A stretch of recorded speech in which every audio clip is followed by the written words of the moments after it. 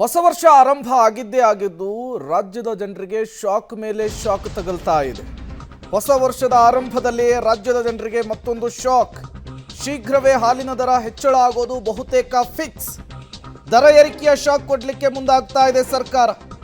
ರಾಜ್ಯದ ಜನರೇ ಸಿದ್ಧರಾಗಿ ಇನ್ನು ಮುಂದೆ ಎಲ್ಲವೂ ಕೂಡ ದುಬಾರಿ. ಹಾಲಿನ ದರ ಏರಿಕೆಯ ಬಗ್ಗೆ ಸಚಿವ ವೆಂಕಟೇಶ್ ಮಹತ್ವದ ಸುಳಿವನ್ನು ಕೊಟ್ಟಿದ್ದಾರೆ. ಸಿಎಂ ಗ್ರೀನ್ ಸಿಗ್ನಲ್ ಕೊಟ್ಟಿದ್ದೇ ಆದರೆ ಹಾಲಿನ ದರವೂ ಕೂಡ ಹೆಚ್ಚಳ, 10 ರೂಪಾಯಿ ಹೆಚ್ಚಳಕ್ಕೆ ಬೇಡಿಕೆ ಇದೆ ಅಂಥೇಳಿ ವೆಂಕಟೇಶ್ ಹೇಳಿದ್ದಾರೆ. ಹಾಲಿನ ದರ ಏರಿಕೆಯ ಪ್ರಸ್ತಾಪ ಇರೋದು ಸತ್ಯ ಅಂಥೇಳಿ ಸಚಿವರು ಹೇಳಿದ್ದಾರೆ. KMF ಕೂಡ ಸರ್ಕಾರಕ್ಕೆ ಪ್ರಸ್ತಾವನೆ ಸಲ್ಲಿಸಿದೆ. 5 ರೂಪಾಯಿ ಏರಿಕೆ ಮಾಡಿ ಅನ್ನುವಂತಹ ಮನವಿಯನ್ನು ಮಾಡಿಕೊಂಡಿದೆ.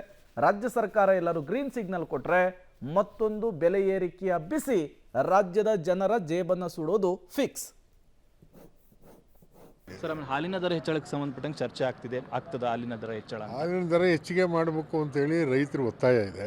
ಏಕೆಂದರೆ ಈಗ ಅವರ ಉಪಯೋಗಿಸ್ತಕ್ಕಂಥ ಆಹಾರ ಪದಾರ್ಥಗಳೆಲ್ಲ ಜಾಸ್ತಿ ಆಗಿದೆ.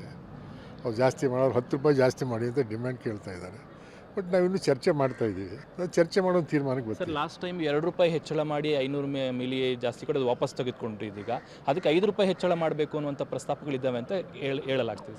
ಈಗ 5 ರೂಪಾಯಿ ಮಾಡ್ತೀವೋ 3 ರೂಪಾಯಿ ಮಾಡ್ತೀವೋ 10 ರೂಪಾಯಿ ಮಾಡ್ತೀವಿ, ಇನ್ನೂ ತೀರ್ಮಾನ ಆಗಿಲ್ಲ. ತೀರ್ಮಾನ ಮಾಡಿದ್ರೆ ನೀವು ಮುಂದೆ ಬರ್ತೀವಿ. ನಾವು ಒಟ್ಟು ಜಾಸ್ತಿ ಆಗುತ್ತೆ, ಅದಕ್ಕೆ ಪ್ರಿಪೇರ್ ಆಗಬೇಕು ಜನ. ರೈತರಿಗೆ ಈಗ ಉತ್ಪಾದನೆ ಮಾಡೋರಿಗೂ ಕೊಡ್ಬೇಕಲ್ಲ ನಾವು. ಏನೋ ಅವ್ರು ನಷ್ಟ ಮಾಡ್ಕೊಂಡು ಯಾಕೆ ಉತ್ಪಾದನೆ ಮಾಡ್ತಾರೆ? ದಿನೇ ದಿನೇ ಉತ್ಪಾದನೆ ಜಾಸ್ತಿ ಆಗ್ತಿದೆ ಹಾಲಿಂದ. ರೈತರು ಅದ್ರ ಮೇಲೆ ಅವಲಂಬಿತರಾಗಿದ್ದಾರೆ. ರೈತರಿಗೆ ಅನ್ಯಾಯ ಆಗದಂಗೆ ನೋಡ್ಕೋಬೇಕಲ್ಲ ನಾವು. ಮುಂದಿನ ಕ್ಯಾಬಿನೆಟ್ಗೆ ಏನಾದರೂ ವಿಷಯ ಬರುತ್ತೆ? ಇಲ್ಲ ಸರ್, ಕ್ಯಾಬಿನೆಟ್ಗೆ ಏನು ಬರಲ್ಲ ಅದು. ಸರ್, ಆಮೇಲೆ ಹಾಲಿನ ದರ ಹೆಚ್ಚಳಕ್ಕೆ ಸಂಬಂಧಪಟ್ಟಂಗೆ ಚರ್ಚೆ ಆಗ್ತದ ಹಾಲಿನ